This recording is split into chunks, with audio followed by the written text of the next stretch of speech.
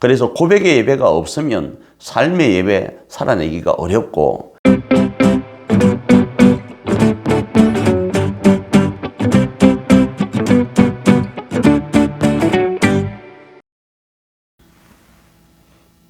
우리가 일강에서 가시적인 예배에는 예라는 것이 있어야 되는데, 그 예는 한국적인 정서로는 인, 의, 예, 지, 신이지만 교회적인 용어로 표현한다면 네 가지 사중구조가 있어야 된다 말씀을 드리고, 그 사중구조는 교회 예전과 말씀 예전과 그리고 헌신 예전과 파송 예전으로 나누어서 설명을 드렸습니다.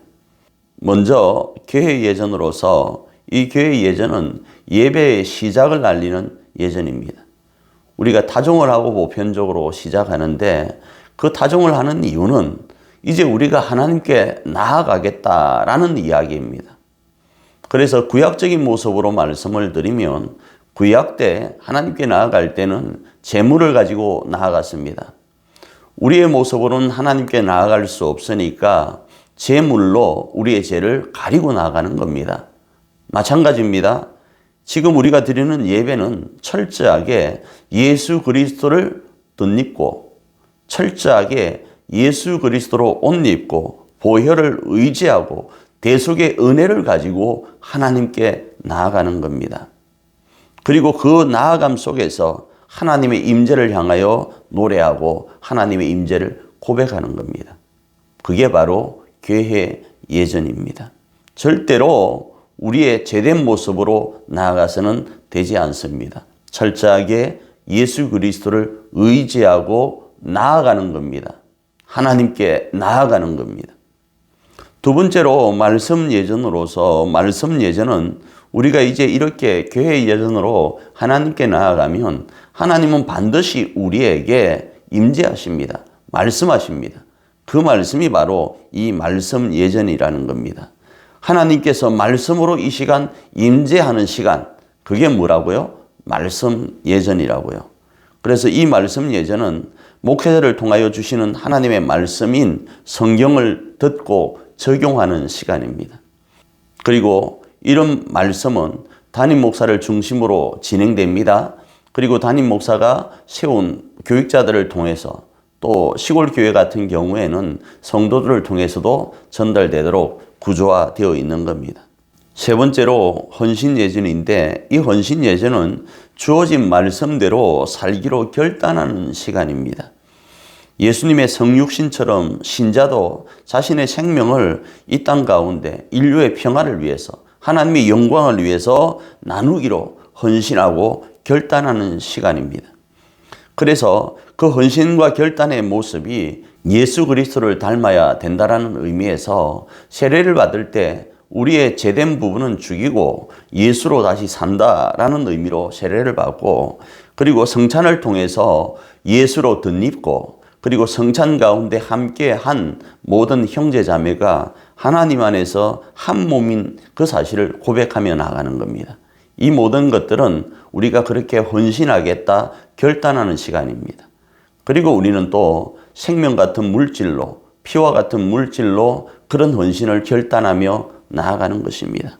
네 번째로 파송 예전인데, 이 파송 예전은 우리가 교회 예전을 통하여 하나님 앞에 나아가고 말씀을 받아서 그 말씀을 받고 결단하였다면 이제 세상을 향하여 나아가는 겁니다. 우리 안에만 머무는 것이 아니라 나아가는 겁니다. 그래서 교회는 하나님 앞에 부르심을 받아 나온 것과 함께 보내심을 받는 겁니다. 교회는 모였다가 흩어지는 겁니다. 복음을 들고 인류의 평화를 위해서, 하나님의 마음을 시원케 하고 영광을 위해서 세상을 향하여 나아가는 것이 교회의 모습이라는 겁니다. 그게 바로 이 파송 예전 가운데 있다라는 거죠. 정리하면 하나님과 가족들과의 만남과 교제를 통해서 쉼과 회복을 얻었다면 그 고백된 내용을 가지고 삶의 예배, 일상의 예배로 나아가기로 결단하고 행동하는 것이 이 파송 예전이라는 겁니다.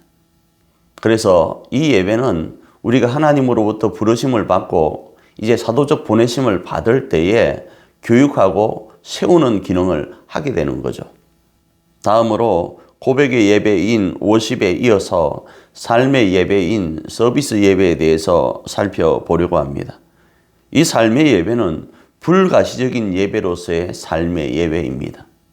조금 전에 우리가 나누었던 고백의 예배가 가시적인 예배, 그러니까 사중구조라는 그 틀을 가지고 우리 눈에 보여지는 예배였다면 이 삶의 예배는 보여지지 않는 예배입니다. 형태를 띠고 있지 않다라는 겁니다. 그럼에도 우리가 고백의 예배를 드린 이유가 여기에 있습니다. 고백의 예배가 삶의 현장에서 실천되도록 하는 시간이 바로 이 삶의 예배인 거예요. 그래서 고백의 예배가 없으면 삶의 예배 살아내기가 어렵고, 아무리 고백의 예배가 있다 할지라도 삶의 예배가 없다면 그것은 영혼 없는 몸과 같습니다. 죽은 예배라 이 말씀입니다. 그래서 이러한 고백의 예배가 구체적으로 실천되는 단계로서 이 삶의 예배는 기능해야 되는데, 우리가 정말 한 시간 고백의 예배, 50의 예배를 잘 드렸다면 이제 우리는 파송 예전을 통해서 고백한 것처럼 전인적 삶을 통해서 하나님을 고백하며 나아가야 됩니다. 교회의 목적인 하나님의 영광과 인류의 평화를 위해서 살아내어야 된다라는 겁니다.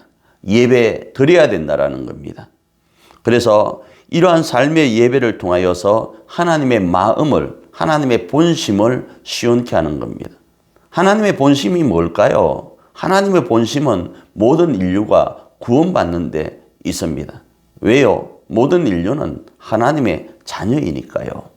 예레미야애가 3장 33절입니다. 주께서 인생으로 고생하게 하시며 근심하게 하시면 본심이 아니시로다. 이렇게 말씀합니다. 부연 설명 드리지 않아도 아시겠죠? 출애굽기 19장 6절입니다. 너희가 내게 대하여 제사장 나라가 되며 거룩한 백성이 되리라. 너는 이 말을 이스라엘 자손에게 전할지니라. 이렇게 말씀합니다. 우리가 오늘 파송 예전 가운데 삶의 예배를 드리는 이유는 이 땅에 하나님의 나라를 건설하기 위한 겁니다. 너무 거창합니까? 쉽게 말씀을 드리면 하나님을 모르는 사람을 하나님을 알게 하는 겁니다. 그 이유는 하나님이 그들을 찾으시니까요. 왜요? 하나님의 자녀이니까요. 그래서 하나님은 우리를 통하여 하나님의 자녀를 찾으시고 그 자녀들이 하나님께로 돌아오기를 원하시는 그 모습 때문에 우리를 제사장 나라 삼으셨다라는 겁니다. 디모데전서 2장 4절입니다. 하나님은 모든 사람이 구원을 받으며 진리를 아는 데 이르기를 원하시느니라. 요한복음 13장 34절입니다. 새 계명을 너희에게 주노니 서로 사랑하라. 내가 너희를 사랑한 같이 너희도 서로 사랑하라. 이렇게 말씀합니다. 왜 하나님은 이렇게 지금 말씀하고 계실까요? 다시 말씀드립니다. 철저하게 우리의 삶의 예배, 보내심을 받은 사도적 모습을 통해서 하나님의 나라가 건설되기를 원한다라는 겁니다. 하나님을 모르는 하나님의 백성들이 하나님께로 나와서 진정한 평화를 누리기를 원하신다라는 겁니다.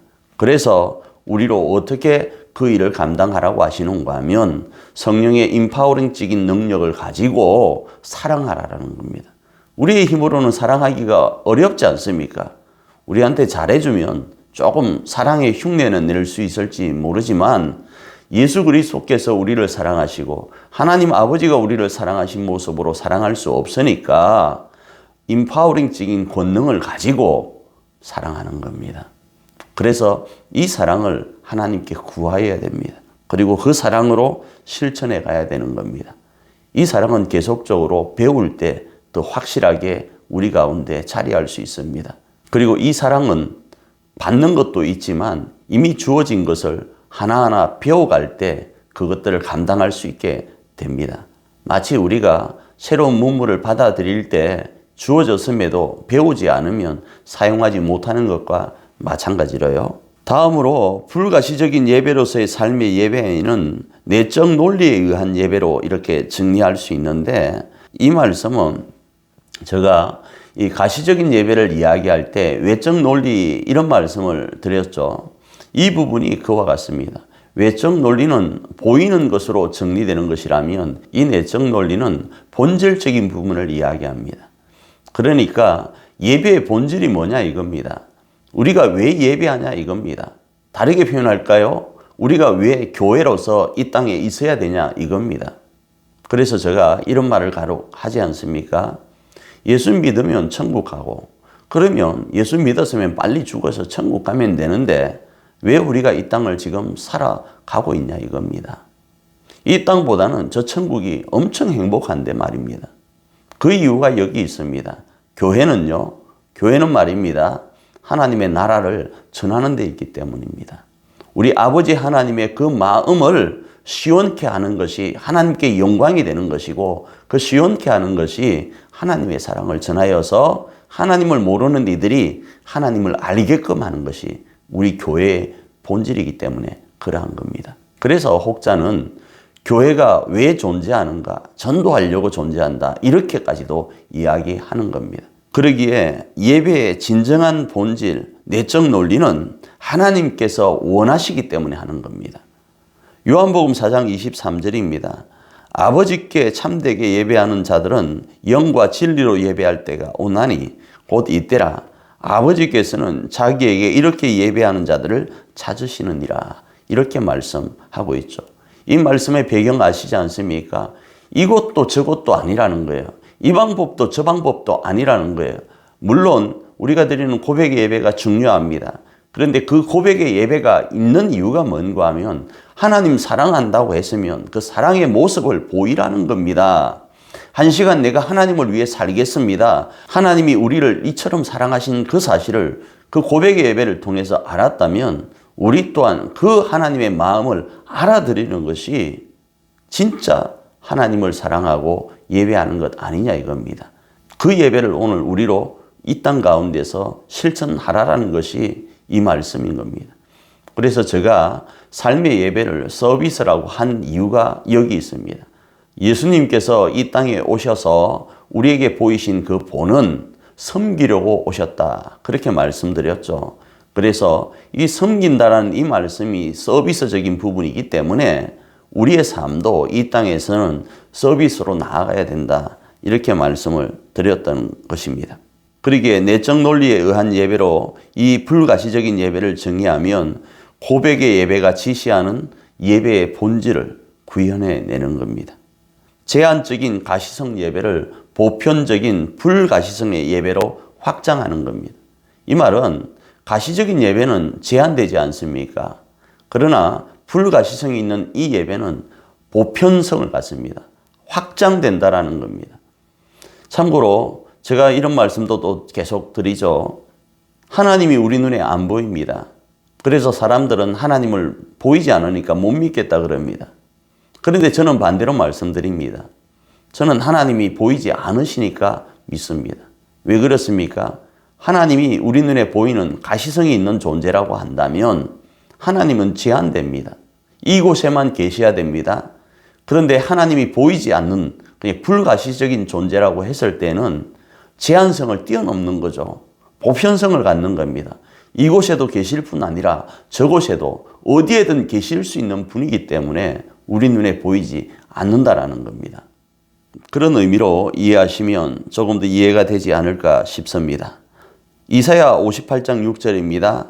내가 기뻐하는 금식은 흉악의 결박을 풀어주며 멍에의 줄을 끌어주며 압제당하는 자를 자유케 하며 모든 멍에를 꺾는 것이 아니겠느냐.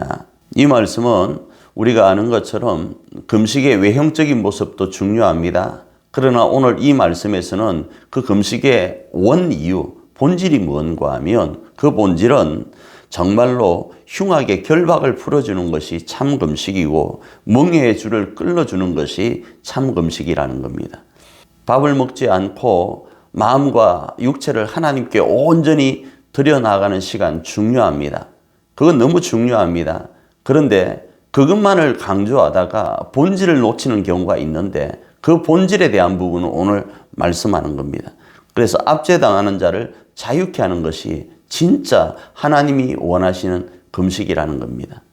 정리하면 이렇게 되겠죠. 우리가 왜 금식을 합니까? 하나님의 뜻을 알고 하나님께로 가까이 가기 위한 거라고 했을 때에 진정한 금식은 그 금식을 통해서 하나님의 뜻을 알게 되고 그 뜻을 이 땅 가운데 실천하는데 그 실천하는 모습이 흉악의 결박 풀어주는 것, 멍에의 줄을 끌어주는 것, 압제당하는 자를 자유케 하는 것이 바로 금식을 했던 이유라는 겁니다. 호세아 6장 6절입니다. 나는 인애를 원하고 제사를 원하지 아니하며 번제보다 하나님을 아는 것을 원하노라. 이렇게 말씀을 합니다. 동일한 말씀으로 이해할 수 있겠죠. 요한일서 4장 20절입니다. 누구든지 하나님을 사랑하노라 하고 그 형제를 미워하면 이는 거짓말하는 자니 보는 바 그 형제를 사랑하지 아니하는 자는 보지 못하는 바 하나님을 사랑할 수 없느니라. 이렇게 말씀하면서 계속적으로 비슷한 말씀을 제가 지금 이렇게 기록해 놓았습니다.